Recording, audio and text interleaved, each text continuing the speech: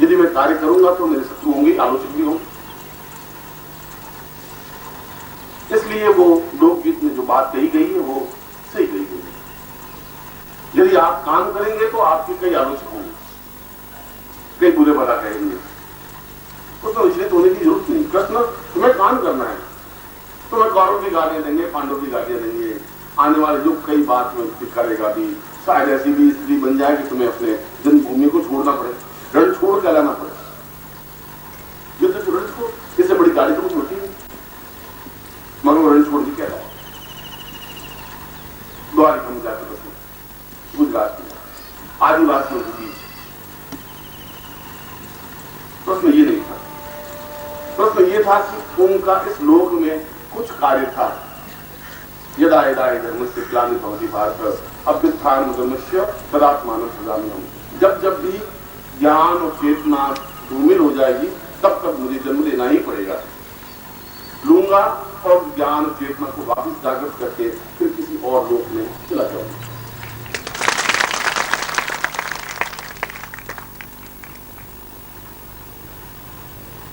कृष्ण ने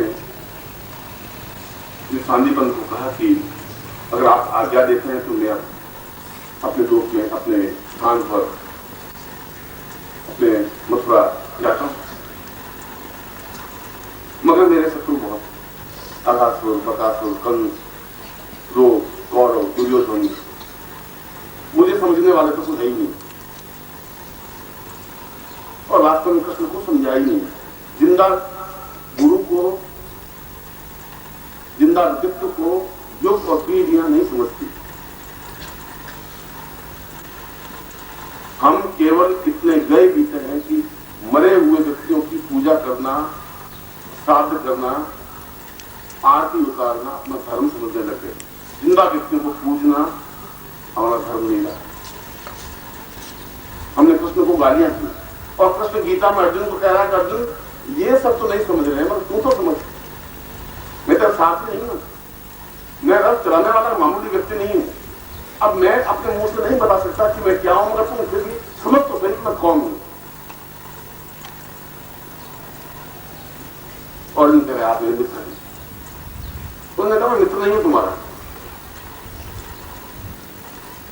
मैं तो ये सारे महाभारत के युद्ध को मैं चला रहा हूं, तुम उसमें कुछ नहीं हो, ये भीष्म कुछ नहीं है, युधिष्ठिर कुछ नहीं है, ये तो सब कुछ एक संकेत है, मगर ये होना ही है, ऐसा करना ही पड़ेगा। तुम जरूर विजय प्राप्त करोगे क्योंकि मैं तुम्हारे साथ हूं। तो मैं तुम्हारे साथ में हूं, वहां विजय होगी ही, मगर तुम्हें खड़ा होना पड़ेगा।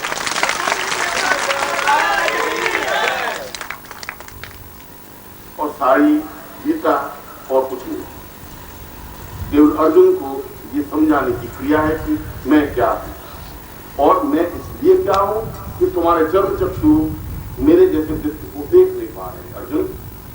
और ये तो मदान्ध है, ये कौरव और ये पांडव, इनमें वो आत्मचक्षु नहीं है, और मैं हरेक को आत्मचक्षु कहां से दूंगा। मैं तुम्हें खड़ा करना चाहता हूं, वह तो एक प्रतीक है। एक व्यक्ति को खड़ा करने का मतलब एक युग को खड़ा किया, एक संस्कृति को खड़ा किया, एक चेतना को खड़ा किया।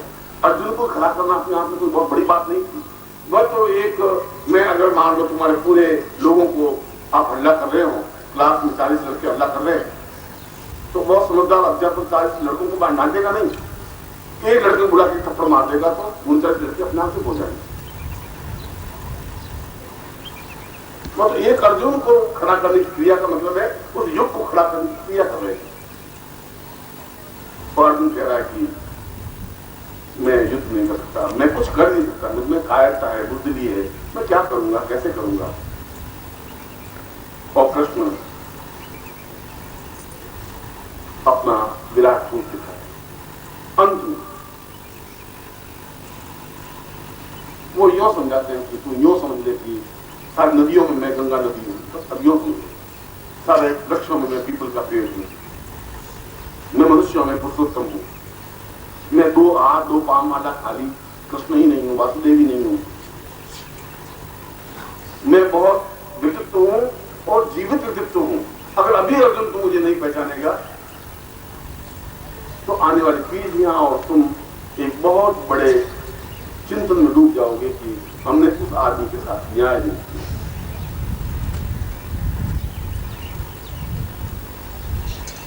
बस तो एक गीता का एक परिच्छेद, मैं तो श्रीमद् भागवत के उस श्लोक को समझा रहा था।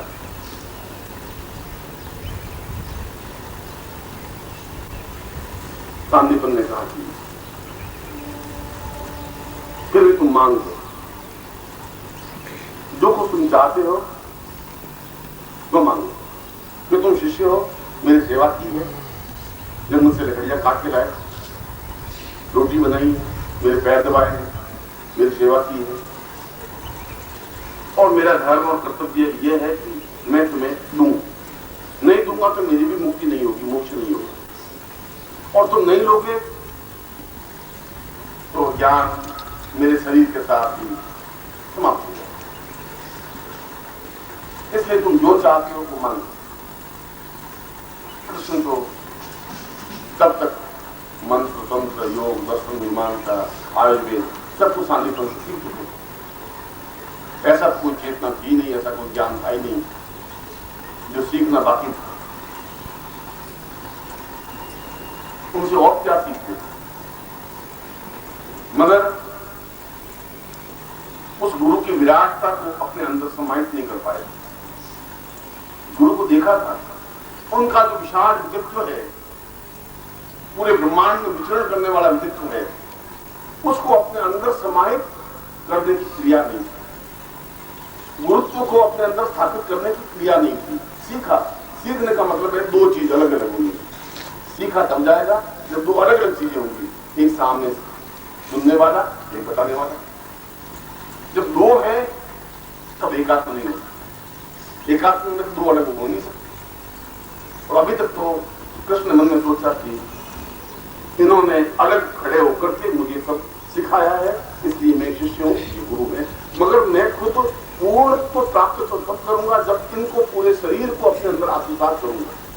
इन गुरुत्व को, इस चेतना को इनके हाथ पर काटूंगा नहीं। गुरुत्व को अंदर समाप्त करने का मतलब ये नहीं होता कि गुरु को पकड़ के मुंह में डालने का और अंदर बिठा देने का। उनके सारे ज्ञान, सारी चेतना, सारी ब्रह्मांडता को अपने अंदर समाहित कर देने की क्रिया, एक अपने आप में पूर्ण पुरुष योगीश्वर कहलाने की क्रिया, जो गृहस्थ में रहता हुआ भी योगी कहला सकता है। उस ब्रह्मांड को अपने शरीर में, अपने वक्षस्थल में समाहित करने की क्रिया, क्योंकि वह तो गुरु के पास अभी द्वैत भाव रहा। अद्वैत भाव होना, इसलिए शंकराचार्य ने कहा जीवन की पूर्णता शिष्य को कहा तब होगी जब तुम अद्वैत हो जाओगे। द्वैत में दो हिस्से हैं, अलग अलग। कृष्ण कहा कि आप गुरु हैं, मैं तो जीवन भर आपसे मांगूंगा और आपने मुझे इतना अधिक दे दिया है कि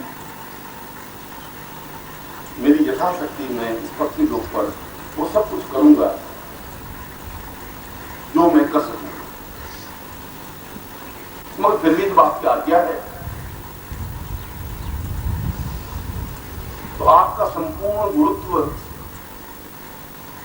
आपकी संपूर्ण चेतना, आपका संपूर्ण ज्ञान, आपकी संपूर्णता और आपके अंदर से संपूर्ण ब्रह्मांड का मेरे अंदर समाहित हो जाए और मेरे अंदर अपने आप में आत्मसात हो जाए। मैं ये चाहता हूं। यदि आप लेना चाहते हैं तो फिर ये दे। सांदीपन हट गए, एकदम से ठगे से खड़े गए। कैसा मांगे? ऐसा तो सोचा ही नहीं कि कृष्ण इतना अधिक चतुर भी हो सकता है कि और शिष्य तो किसी ने कुछ मांगा, किसी ने कोई और बात मांगी, किसी ने और बात मांगी, मगर ये तो संपूर्ण गुरुत्व को ही अपने अंदर समाये। इसके बाद तो बच्चे का भी क्या, फिर क्या चीज रह जाएगी? फिर पृथ्वी लोक में इनका सामना कर भी कौन सकेगा? फिर किसमें हिम्मत होगी कि इनके सामने खड़ा हो सके? बाकी सन्यासी योगी भगवे कपड़े पहन के खड़े हो सकते हैं, भगवे कपड़े पहन सकते हैं, उनकी ज्ञान की चेतना से आगे वो खड़ा नहीं हो सकता। सांदीपन ने कहा कृष्ण तुम चलो, मगर आज का दिन जब मैंने पूछ ही लिया है कि तुम क्या चाहते हो, जब तुमने मांग ही लिया है कि तुम क्या चाहते हो, तो मैं तुम्हें खाली हाथ नहीं लौटाऊंगा।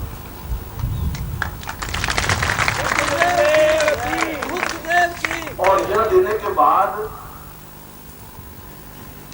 कुछ बाकी रहेगा ही नहीं। अपने आप में संपूर्ण चेतना, संपूर्ण ब्रह्मांड को देखने की क्रिया, ब्रह्मांड में विचरण करने की क्रिया तुम्हारे अंदर स्थापित होगी ही, क्योंकि मैं संपूर्ण गुरुत्व तुम्हारे कहने से मैं तुम्हें दे रहा हूं। चेतना युक्त बना रहा हूं, ब्रह्मांड युक्त बना रहा हूं, पूर्ण युक्त बना रहा हूं, पूर्ण पुरुष बना रहा हूं। और उन्होंने गुरुत्व प्राप्ति दीक्षा के माध्यम से उस पूरे ब्रह्मांड को कृष्ण के अंदर उतारा, चेतना दी, धड़कन दी, अपने सारे ज्ञान को उसके अंदर समाहित किया। अन्यथा तो एक शिष्य आप लोग 10,000 वर्षों तक मेरे पास से बने रहे, सीखते रहे, मैं तो सीखा था, अंत मेरा तो नहीं आएगा, क्योंकि मेरे पास इतना अधिक ज्ञान का समुद्र तुम कब तक तैर के पार करोगे। तुम मंत्र सीख लोगे, मैं तंत्र सिखाऊंगा, तुम तंत्र सीख लोगे, मैं आयुर्वेद सिखाऊंगा, तुम आयुर्वेद सीख लोगे, मैं ज्योतिष सिखाऊंगा, तुम ज्योतिष सीख लोगे, मैं कर्मकांड सिखाऊंगा। पंडित बोल रहे हैं, मुझसे अच्छा बोलूंगा मंत्र। अभी आप देख रहे, तुम कब तक क्या क्या सीखोगे? मगर उस गुरु को अपने अंदर में समाहित करने के बाद गुरु के पास बचेगा भी क्या, और तब अद्वैत भाव रहेगा भी क्या, तब तो अद्वैत हो ही जाएगा, फिर अलग नहीं रहता, फिर गुरु शिष्य का अलग अलग हिस्सा नहीं होता, फिर एकात्मता है, फिर मंत्र जाप करने की जरूरत नहीं होती, फिर उंगलियों पर मालाएं फेरने की जरूरत नहीं होती। मैं सोचता हूं कि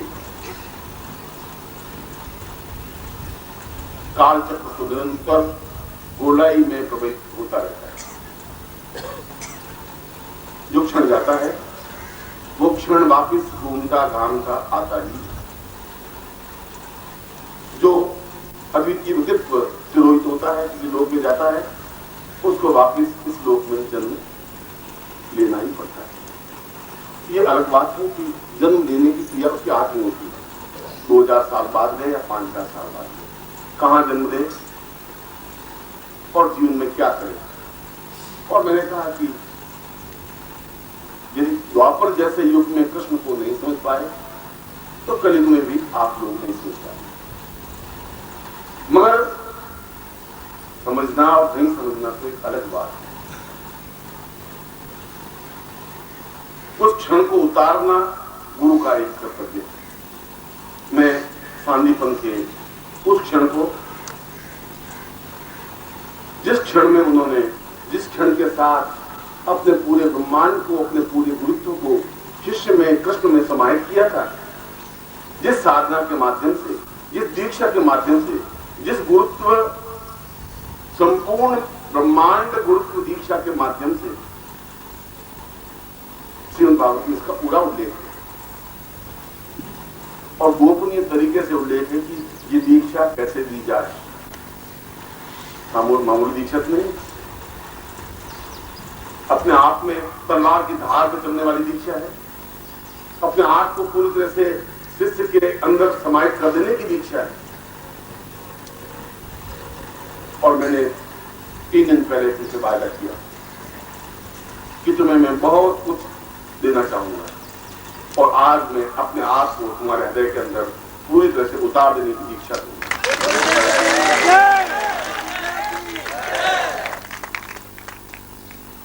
इससे बड़ा सौभाग्य यदि आप समझ सकें नहीं हो। इतनी दीक्षा को लेने के लिए पूरे 18 साल तक मैं जंगलों में भटका था, धूप में, गर्मी में, कांटों भरे रास्ते में, बर्फीले रास्ते में, और जितना दुख और वेदना और बाधाएं और परेशानियां मैंने झेली हैं, पृथ्वी पर कोई व्यक्ति झेल नहीं सकता। ये मैं बड़प्पन की बात नहीं करता हूं, मैं जानता हूं कि मेरे जीवन को कैसे झेला है।